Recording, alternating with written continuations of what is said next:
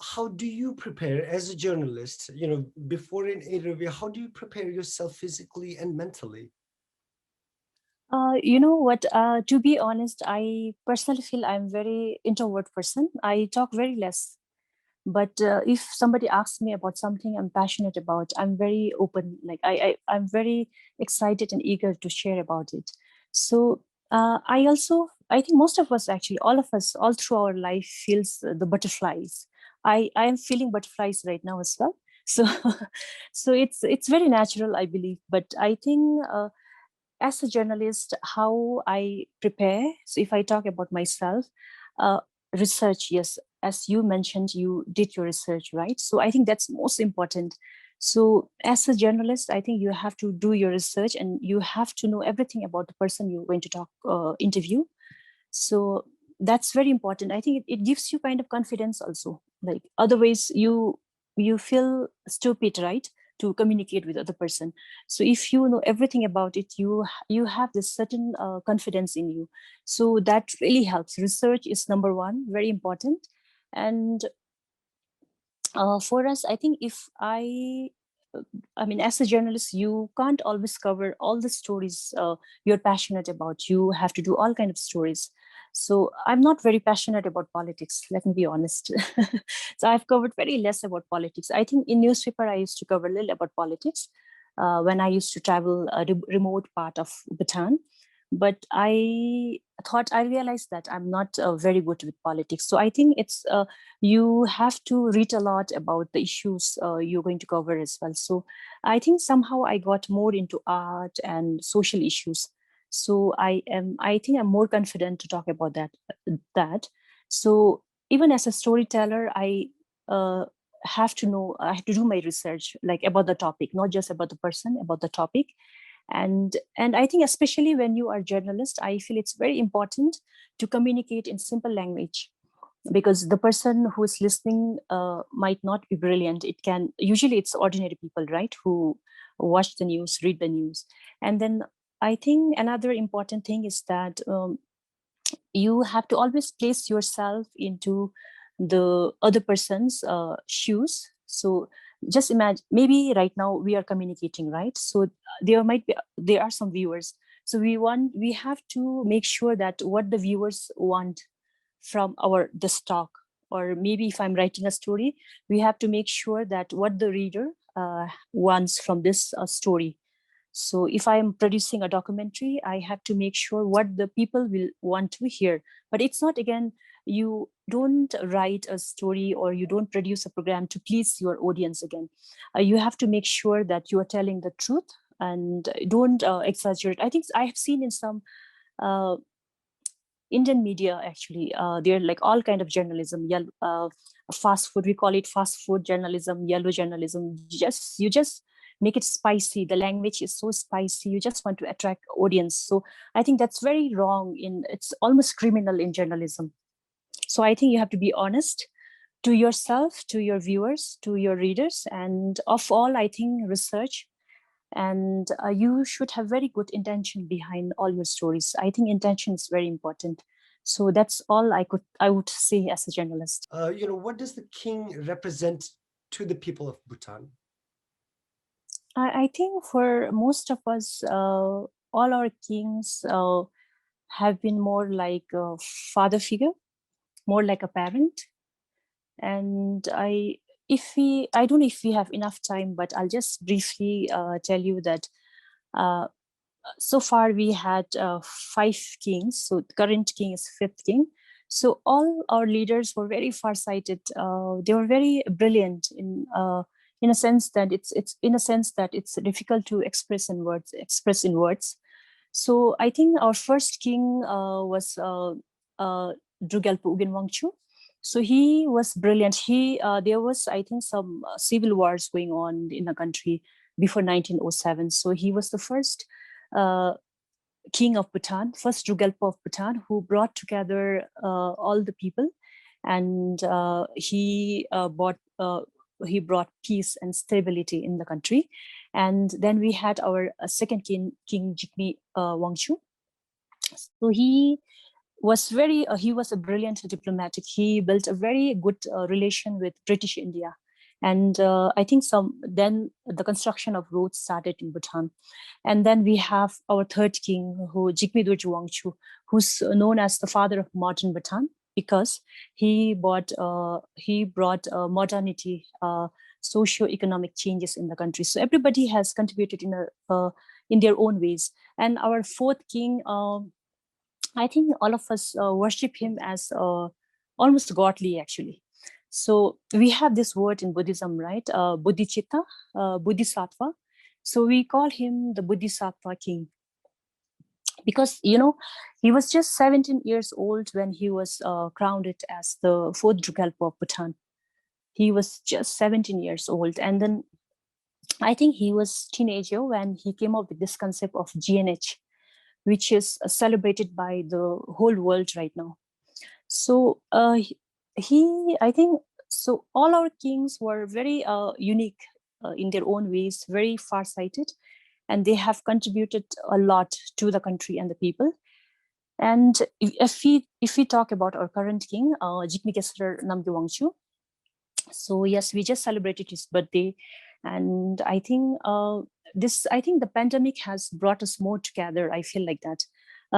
I mean, of course, we have so much of love and respect for our all the leaders, all our kings, and then, but I think this pandemic made the bond between the people and king and our government very stronger, because as I mentioned earlier, right, that the entire population, the Bhutanese living in across the border, were brought in. I mean, which government do that? I've never read anywhere in the world any leader doing that.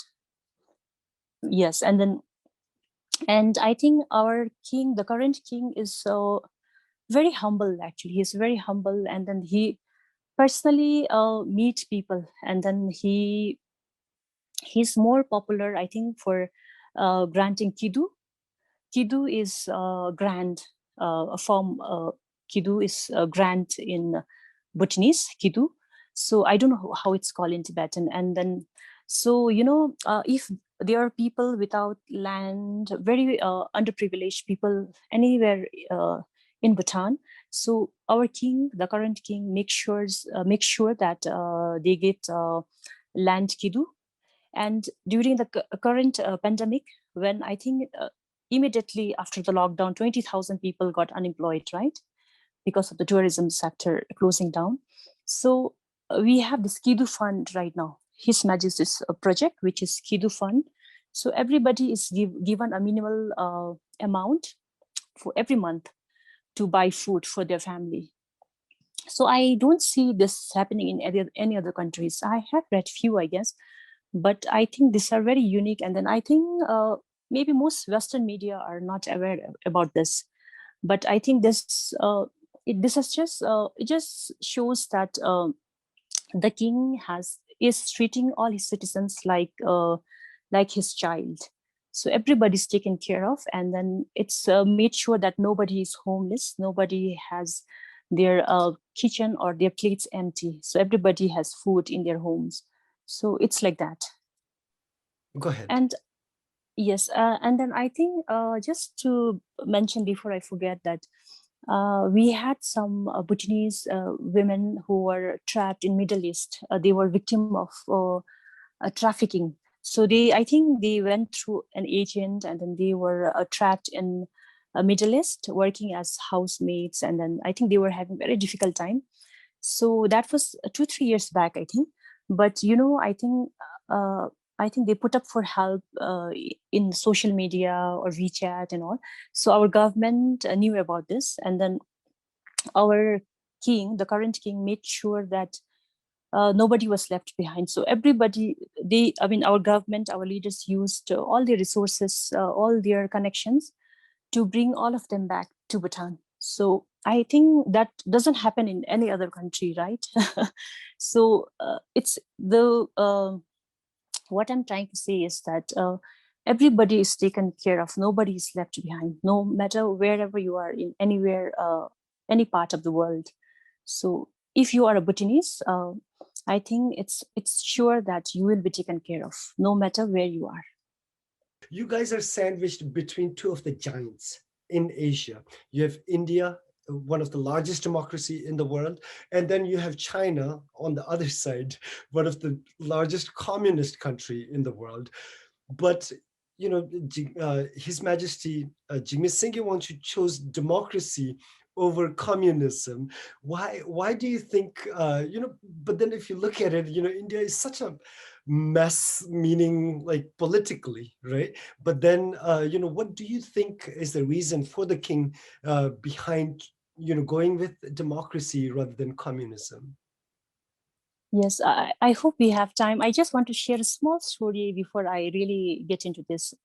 So I think when it was in 2008 when democracy, Bhutan became a democratic country, 2008. So I had just graduated and I was covering a story. Actually, I went to a very remote place in Bhutan. So I met this potato farmer who was with his harvest sitting there, and I was just looking for stories. Actually, I wanted some views from the people from the remote places. So this farmer asked me, he was asking me, why is our king leaving us? I said, no, he's not leaving us. Because I think the people, they were very ignorant, but I think he was telling me that we are so happy, a happy country right now, and we are happy with our king, and I don't think we need another government. We are not ready to vote for another government. We don't need. So I was it was kind of democracy was new to me as well that time, so I couldn't really explain him clearly, but I said the king is giving us the freedom to choose our leaders right now. So I think so, yeah. So it was in 2008 that our fourth king, I think he was very, very farsighted, like I already mentioned. That I think he, maybe, I don't know, it's maybe he felt that maybe somehow later, because there was demand for democracy, people were fighting, people were dying for democracy, right, everywhere in the world. So Bhutan was so happy, secluded in our monarchy, in our absolute monarchy. So maybe he thought it's going to happen somehow gradually later. So he imposed democracy on all of us. So people were like, no, no, we don't want democracy. We're happy with monarchy. But I think the king felt that maybe later somehow the next generation might demand. So that's how it was imposed on us. But I think we were always being prepared for this gradually. It wasn't like suddenly imposed on us. So I think before democracy really happened in Bhutan, the power of the government was decentralized. And then I think the power was given to the districts, uh, the lower, the district zongtas actually. And then the power went to the GUPs. GUPs are the local leaders. So it was gradually happening actually. So I think most of us were not aware and not prepared. So we thought we were imposed suddenly, but I think most people who didn't really know this government policies and all, we thought it was suddenly imposed on us and we were taken aback. But I think somehow, I think we were being prepared gradually. So this is, I think, uh, our country, Bhutan, became constitutional monarchy from absolute monarchy. So I think it's, in a way, I feel it's good. It's a good change, and it's something that will naturally happen somehow. That was bound to happen. So that would happen anyway. So I think it was good we became a democratic country in 2008. Back in 2015, you interviewed Jamyan Chenze Rinpoche. Jamyan Chenze Rinpoche, personally, I have a background in filmmaking, and Jamyan Chenze Rinpoche has always been sort of an idol, both spiritually as well as artistically. And you ask in one of your questions, Rinpoche says that in Bhutan right now, and this is back in 2015, Rinpoche says, right now, Bhutanese art is at a stagnant, right? When you look around, he says, everything, all the art looks like they're all copy paste. with exception of just a difference in color, he said, right? So do you agree, first of all? And if not, how do you think things are changing in terms of art, in terms of expressing through artistic means, by the Bhutanese people? I would like to say personally, I agree and I disagree as well. So maybe in 2015, I agreed. I agree with his statement that Bhutanese art is stagnant. But now in 2021, I absolutely disagree because I think there's so many new form of contemporary art coming in Bhutan. So we have this CSO, which is called Vast Bhutan. So it's an association of visual artists in Bhutan. So they entirely focus on the contemporary art in Bhutan. So we have this a very popular artist known as Aja Karma in Bhutan. So he is one of the founders of this vast Bhutan. And then we have so many young aspiring contemporary artists in Bhutan. So I feel over the last 1 decade, I think Bhutanese art has changed a lot. And we have, the best thing about this vast Bhutan is that we have so many school dropout youth, unemployed youth, youth into addiction who have recovered through art. So they started, if they had little talent, they started painting, and some of them has become established artists right now. They're selling their paintings for lots of money abroad.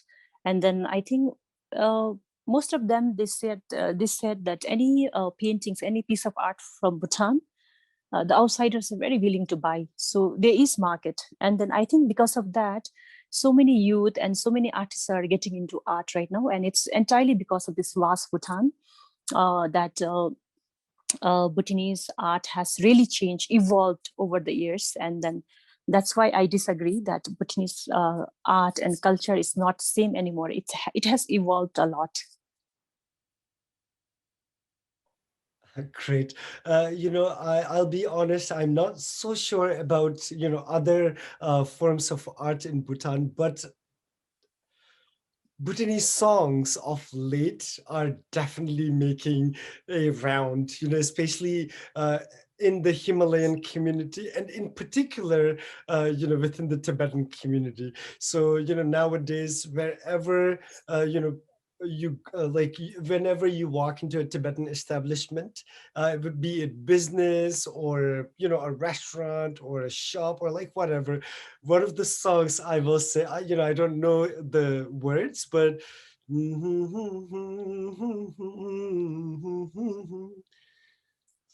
Uh, I think it's a pretty new. Yeah, I can't make out the song, but yes, I just wanted to add, like when we talk about art, these music and films are really doing well. Bhutanese music and even films, independent films, are doing really well in the other part of the country. Actually, yes, of course, there are so many music videos, so many young talents coming out with beautiful music videos. So I'm not so much into music though. I mean, Bhutanese music especially. So Mhm. I can't say so much, but yes, I see so many beautiful music videos online, especially in YouTube. And film, if we talk about film, I think there's so many Bhutanese indie films, independent films, alternative cinemas. They are doing really well. We have recently there's a movie which did very well in Europe, I think, and that's this movie is called Ayak. Sorry, Lunana, a yak in the classroom. So it's produced by Pao Chuing Doji. So I hope maybe you can interview him in one of your interviews. He's brilliant. So he's a brilliant filmmaker, and I'm sure you'll have lots to ask to him about films. So this film is the second entry to Oscars from Bhutan. So the first entry was Khyentse Rinpoche's film, The Cup, and then this is the second film that's going to Oscars, and it's a beautiful movie. It just portrays how Bhutanese are, how Bhutan is. So I think most Bhutanese films, there are so many other filmmakers like Dechin Roda, who are doing really well with beautiful Bhutanese films, which are being very appreciated abroad because of its cinematography, storytelling, and its uniqueness. So I think Bhutanese art in general, film, music, paintings, everything is evolving and getting better actually. And we have lots of Western audience for that. My last question, Sonamla, the concept of gross national happiness, right? In one of his interviews, your previous prime minister says, Bhutanese people are not worried about national product. Instead, we concentrate on national happiness.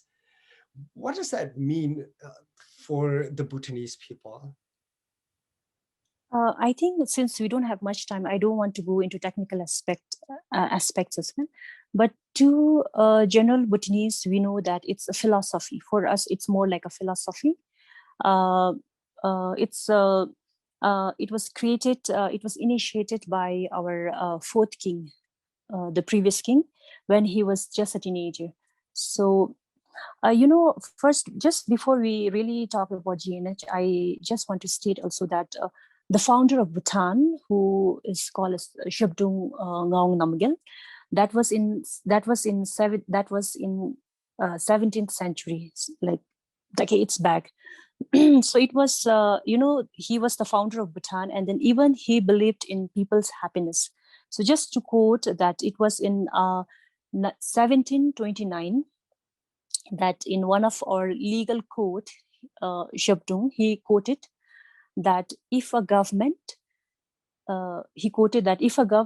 cannot create happiness for its people, then there is no purpose for the government to exist. So this happiness was important for Bhutanese leaders from the 17th century.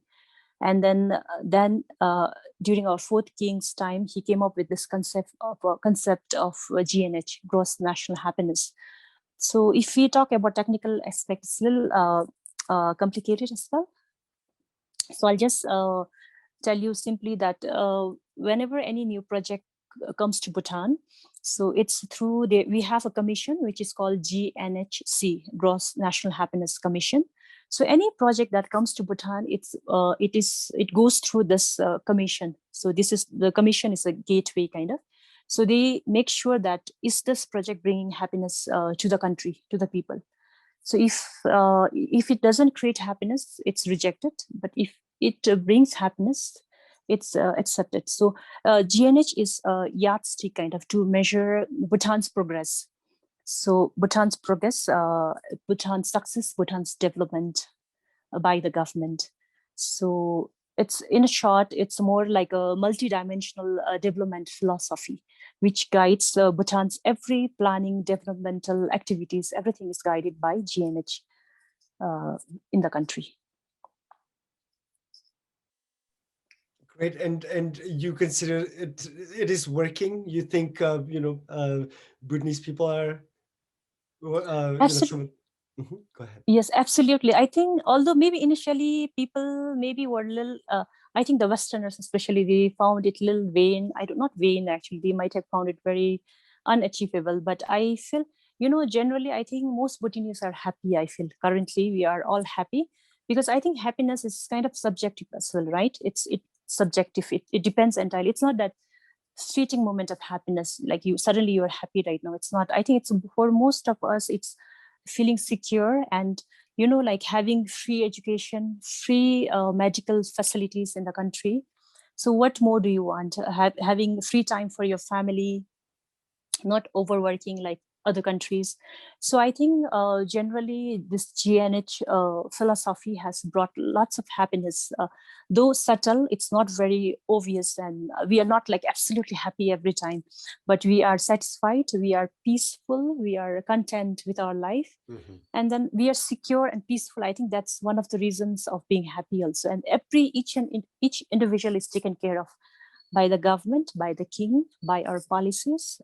So I feel generally we Bhutanese are very happy. And then just to add, I don't know if we have time, that I feel we believe that in Buddhism, we believe in karma, right? So we Bhutanese, we talk among our friends that we believe that it's collective karma that we are born as a Bhutanese, because I think Bhutan is a paradise. So because a paradise of not like we are rich, we have lots of money, but it's that we are peaceful, we are content, we are very secure. And I think that's most important, to be happy, right? Absolutely, I absolutely agree. And Sonam, I have to say, sometimes, and this I say this to other people also, if today Tibet were a free country, we would be very much like Bhutan. That's what I truly believe, really. I believe that as well, right? Something, but hopefully, something like that will happen in the Tibetan, territory as well at some point. uh, but Let's pray and let's hope. Thank you. Now, okay, Sonamla, before I let you go, do you have any parting message, something that, you would like to share that I have not asked that you would, like to say to our audience members? It's a very beautiful country. And I think because of COVID-19, our tourism sector has been really affected. And thousands of people have lost their jobs. And then I think tourism is one of the source of revenue for our country. Hydropower and tourism are the biggest source of our income. And then do visit Bhutan, I think, once it opens for tourism. And then do visit Bhutan, and then please see our beautiful country. And then even us as a Bhutanese, we can never get over or have enough of the beauty of the landscape. So I think any tourist who visit once, they always come back. So I would like to say, please visit Bhutan and then experience this unique culture, unique landscape, and kind and humble people. Wonderful. Speaking of which, tell us just a little bit about the Taksang Monastery. Like, what is so unique about Taksang? Yes, I think I'm sure you're aware of Guru Rinpoche, right? Guru Mhm, Padmasambhava. mhm. So he was an Indian saint actually. So he visited Bhutan in 8th century, and he was the one who was responsible for making Bhutan into a Buddhist country. So he brought this Buddha Dharma to Bhutan. So as per the mythical stories, it is believed that he flew to Taksang on a tigress. So Taksang is the tiger's nest. So the name originated from that. And then we have so many stories linked to Paro Taksang. So I feel there's so many other better, let me be honest as a Bhutanese, that I feel there's so many other better monasteries and other religious sites, but Taksang is really, I think, not exactly glorified, but I think it's more popular with the Westerners because of I think its altitude, its beauty, and all. But there are equally other beautiful sites you should visit in Bhutan and with beautiful stories. So Taksang anyway plays a very significant role in Buddhism in Bhutan. So it's worshipped by all Bhutanese because of Guru Rinpoche, who is our spiritual father and who brought Buddha Dharma to Bhutan. So it plays a very, very important role in all our Bhutanese day-to-day life. We pray to him every day, actually. And then, so it's because of Guru Rinpoche, Taksang plays a very important role. And then it seems like Westerners have a certain fascination for Taksang as well. Sonamla, again, thank you so much. Thank you for having me. Thank you.